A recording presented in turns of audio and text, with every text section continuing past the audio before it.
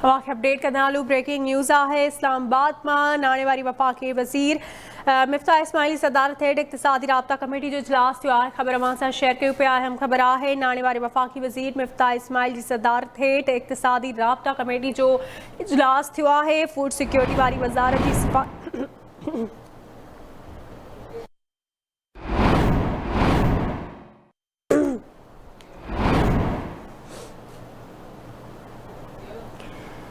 Food security वारी वज़ारत जी सिफ़ारिश ते 12 लख मैट्रिक टन कणक अफ़गानिस्तान मोकिलण जी मंज़ूरी ॾिनी वई आहे। अवां खे आगाही ॾियूं पिया। ब्रेकिंग न्यूज़ आहे। फूड सिक्योरिटी वज़ारत इंसानी हमदर्दी जे बुनियाद ते कणक अफ़गानिस्तान मोकिलण जी सिफ़ारिश कई आहे।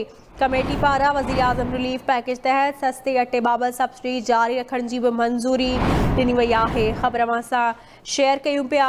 अहम ख़बर आहे। इस्लामाबाद में नाणे वारे वफ़ाक़ी वज़ीर मिफ्ता इस्माइल जी सदारत हेठि इक़्तिसादी राब्ता कमेटी जो इजलास थियो आहे।